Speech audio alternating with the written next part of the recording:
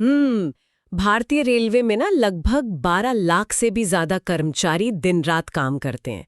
मतलब जरा इस संख्या की विशालता पर गौर कीजिए। हाँ, ये वाकई एक बहुत बड़ा आंकड़ा है। बिल्कुल। अब सोचिए, अगर इनमें से हर कर्मचारी अपनी किसी स्थानीय समस्या या किसी छोटे से सुझाव को लेकर सीधे दिल्ली में बैठे शीर्ष प्रबंधन के पास पहुंचने लगें तो क्या होगा? ओह, मुझे लगता है तब तो पूरा रेल नेटवर्क शायद 10 मिनट के भीतर ही एक भारी अव्यवस्था का शिकार हो जाएगा। एकदम, सिस्टम पूरी तरह ठप हो जाएगा। तो फिर दुनिया का सबसे बड़ा नियोक्ता आखिर इस भयानक अव्यवस्था को कैसे संभालता है?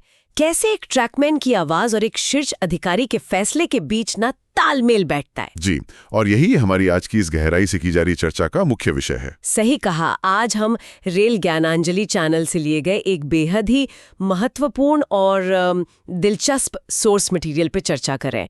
वैसे तो ये जानकारी मुख्य रूप से विभागीय परीक्षाओं की तैयारी करने वालों के लिए है, लेकिन आज हमारा मिशन महज कुछ तथ्यों को रटना नहीं है। बिल्कुल नहीं। हमारा मिशन ये समझना है कि इतने विशालकाय और जटिल तंत्र को बिना रुके चलाते रहने का वो सीक्रेट फॉर्मूला आखिर है क्या? और ये समझना इसलिए भी बहुत अहम है क्योंकि प्रबंधन और कर्मचारियों के बीच संवाद की कोई भी प्रणाली ना रातों रात नहीं बनती। जी बिल्कुल। आज हम जिस विषय का विश्लेषण कर रहे हैं वो महज आदेश देने की उस पुरानी व्यवस्था से बहुत आगे की चीज है, जहां बस ऊपर से फरमान आता था। ये साझा जिम्मेदारी के मॉडल पर काम करने वाली एक प्रणाली है। अच्छा, तो इसके हर पहलू को खोल के देखते हैं। इस व्यवस्था को समझने के लिए ना एक उदाहरण लेते हैं। कल्पना कीजिए कि एक बहुत विशाल पानी का जहाज है जो एक गहरे और अनजान समुद्र के बीचों बीच चल रहा है। दिलचस्प है। जहाज का कप्तान सबसे ऊपर डेक पर खड़ा है। उसे मौसम साफ दिख रहा है और उसके नेविगेशन उपकरण बता रहे हैं कि सब कुछ नियंत्रण में है। ठीक है। लेकिन उसी समय जहाज के सबसे निचले हिस्से में इंजन रूम के अंदर जो कर्मचारी काम कर रहे हैं, उन्हें इंजन से एक अजीब सी आवाज सुनाई देती है या पुर्जे के गर्म होने की गंध आती है।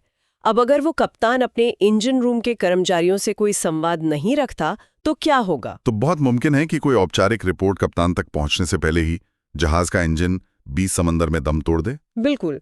और रेल ज्ञानांजलि के मटेरियल में रेलवे की इसी संवाद व्यवस्था को एक विशेष नाम दिया गया है, PREM। जी, PREM या प्रेम, जिसका पूरा नाम है participation of railway employees in management, यानी रेलवे कर्मचारियों की प्रबंधन में भागीदारी। या सबसे दिलचस्प बात ये है कि इस PREM व्यवस्था को किसी दफ्तर के कोने में रखिए उस सुझाव पेटी की तरह बिल्कुल नहीं देखा जाना चाहिए। हाँ, वो सुझाव पेटी जिस पर महीनों तक धूल जमती रहती है। एकदम सही।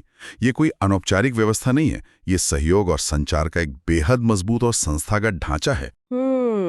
जब हम प्रबंधन में भागीदारी कहते हैं तो इसका सीधा मतलब है कि निर्णय लेने की मेज पर कर्मचारियों के प्रतिनिधियों को एक बराबर की कुर्सी दी गई है। लेकिन यहाँ मैं इस बात को थोड़ा चुनौती देना चाहूंगी। जी बताइए। सिद्धांत रूप में ये बराबर की कुर्सी वाली बात सुनने में ना बहुत आदर्श लगती है, लेकिन हम एक ऐसे विशाल सरकारी ढांचे की बात कर रहे हैं जहां लालपीताशाही की कड़वी सच्चाई हमेशा मौजूद रहती है। हाँ, ये एक बहुत ही व्यावहारिक चिंता है। मेरा मतलब है, फाइलों के एक डेस्क से दूसरे डेस्क तक जाने में ही हफ्तों लग जाते हैं। तो क्या सच में कागजों पर बनी ये योजना जमीन पर वैसे ही काम करती है? क्या एक साधारण कर्मचारी की बात टॉप मैनेजमेंट तक पहुंच पाती है? ये संशय बिल्कुल वाजिब है। लेकिन ना, PREM का डिजाइन ही इस लाल फीताशाही को तोड़ने के लिए किया गया है। लाल फीताशाही तब हावी होती है जब संवाद केवल फाइलों के जरिए होता है। अच्छा, तो इसमें अलग क्या है? ये एक बाध्यकारी तंत्र की तरह काम करता है। इसमें यह अनिवार्य है कि प्रबंधन और मान्यता प्राप्त ट्रेड यूनियनों के प्रतिनिधि एक तय समय सीमा के भीतर आमने सामने बैठेंगे। ओ, यानी सीधा संवाद। बिल्कुल। और जब आमने सामने बैठकर किसी मुद्दे पर चर्चा होती है और उसे उसी दिन मीटिंग के मिनट्स में दर्ज किया जाता है, तो फाइलें दबाने की गुंजाइश बहुत कम हो जाती है। समझ गई। और मुझे लगता है इसका एक बड़ा मनोवैज्ञानिक पहलू भी होगा। जी, एकदम सही पकड़ा आपने। जब कर्मचारी को लगता है कि उसकी बात सुनी जा रही है, तो वो खुद को संस्था का एक अहम हिस्सा मानने लगता है। और यहाँ से ना ये चर्चा सच में बहुत रोचक हो जाती है। जब ये तय हो गया कि कर्मचारियों की बात सुननी ही है, तो अगला सवाल ये खड़ा होता है कि आखिर ये आवाज ऊपर तक कैसे पहुंचे? बिना अव्यवस्था फैलाए। बिल्कुल, बिना अव्यवस्था फैलाए।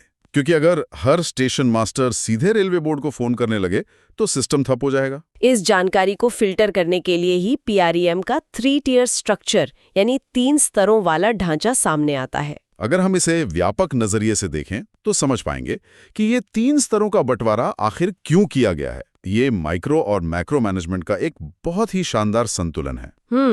ताकि शीर्ष अधिकारियों को रोजमर्रा की स्थानीय उलझनों में न पड़ना पड़े। बिल्कुल, जो समस्या निचले स्तर पर सुलझाई जा सकती है उसे वहीं सुलझा दिया जाता है। तो चलिए एक एक करके इन तीनों स्तरों को समझते हैं। सबसे निचले स्तर से शुरुआत करते हैं, जिसे डिविजनल लेवल या मंडल स्तर कहा जाता है। जी। रेल ज्ञानांजलि के सोर्स के अनुसार यहाँ DRM और कर्मचारी संघों के प्रतिनिधियों के बीच सीधा संवाद होता है। सही कहा। और इस स्तर का काम स्थानीय समस्याओं की नब्ज पकड़ना है।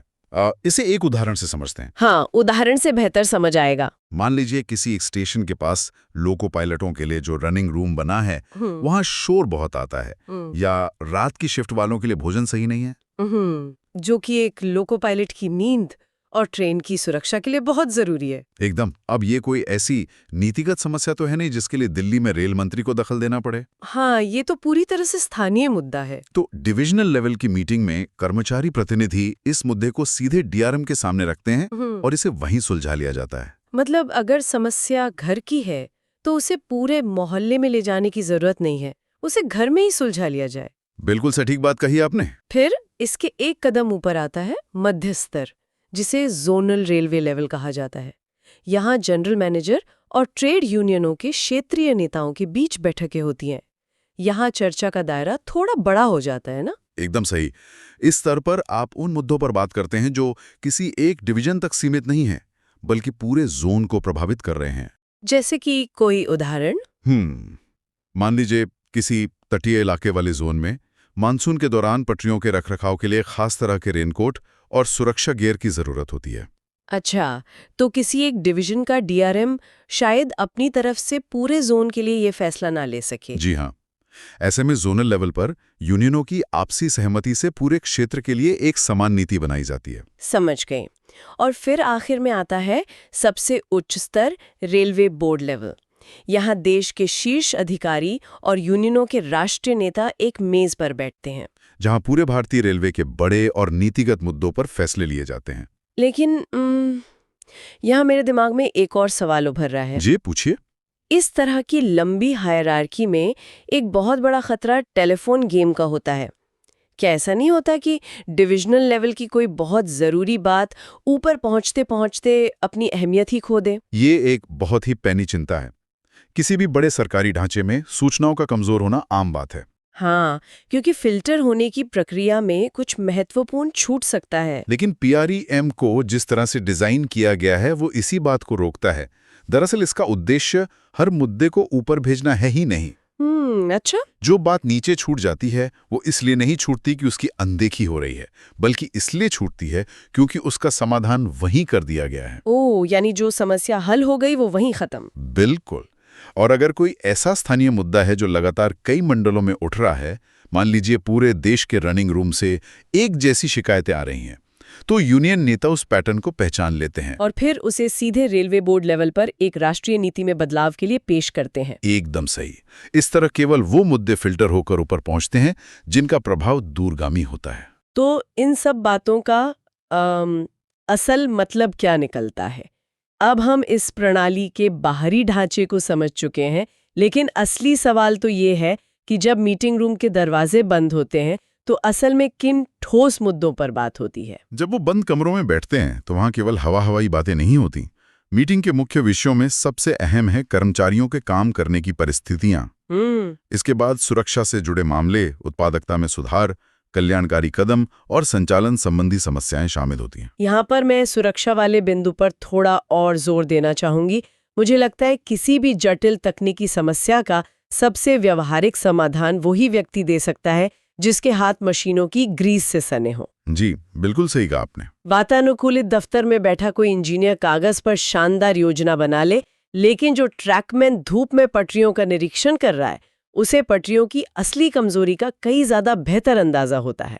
100% सत्य। और जब PREM के माध्यम से उस ट्रैकमैन की आवाज ऊपर पहुंचती है तो वो कई भयानक दुर्घटनाओं को टालने का एक अचूक तरीका बन जाता है। ये विश्लेषण बिल्कुल सटीक है और इसका प्रभाव सिर्फ सुरक्षा तक सीमित नहीं है।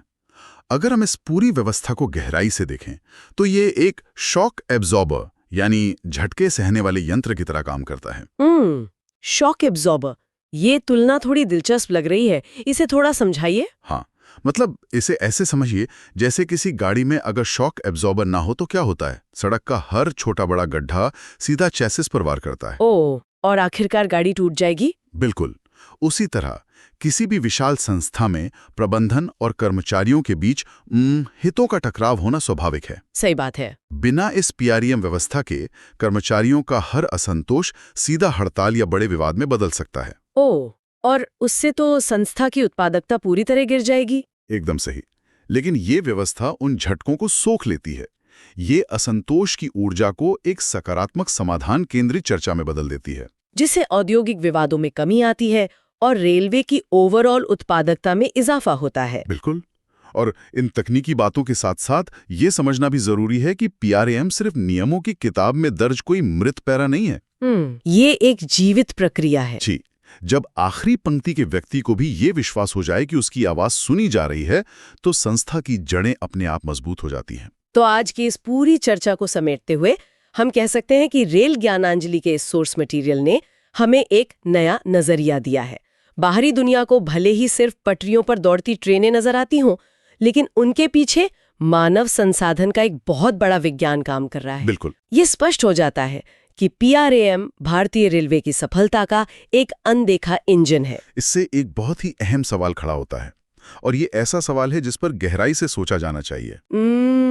कैसा सवाल? जरा सोचिए, अगर पीआरईएम जैसी प्रणाली रेलवे जैसे दुनिया के सबसे पुराने और विशाल सरकारी ढांचे में इतनी सफलतापूर्वक लागू हो सकती है जी, और ये विवादों को कम करके उत्पादकता बढ़ा सकती है, तो क्या भविष्य में अन्य सभी बड़े कॉरपोरेट घरानों और सरकारी क्षेत्रों में इसी तरह के बॉटम अप यानी नीचे से ऊपर जाने वाले मैनेजमेंट मॉडल को अनिवार्य नहीं कर देना चाहिए? ये वाकई सोचने वाली बात है। क्या हम उस भविष्य की ओर बढ़ रहे हैं जहां अहम फैसले सिर्फ बोर्डरूम में नहीं बल्कि सीधे फैक्ट्री के फ्लोर पर काम करने वाले कर्मचारियों की भागीदारी से लिए जाएंगे? ये वाकई एक ऐसा विचार है जो लंबे समय तक हमारे सोचने के नजरिए को प्रभावित करेगा, और जब भी प्रबंधन के सवालों पर बात हो तो बस उसी पानी के जहाज वाले दृश्य को याद कर लेना चाहिए। बिल्कुल सही। क्योंकि आखिरकार किसी भी संस्था की सफलता सिर्फ इस बात पर निर्भर नहीं करती कि डेक पर खड़ा कप्तान कितना अनुभवी है जी, बल्कि इस बात पर निर्भर करती है कि क्या वो कप्तान उस मध्यम सी आवाज को सुनने का ढांचा तैयार कर पाया है जो इंजन रूम के सबसे निचले कोने से आ रही है। अगर वो आवाज सुनी जा रही है तो तूफान चाहे कितना भी बड़ा हो, जहाज सुरक्षित अपनी मंजिल तक जरूर पहुंचेगा।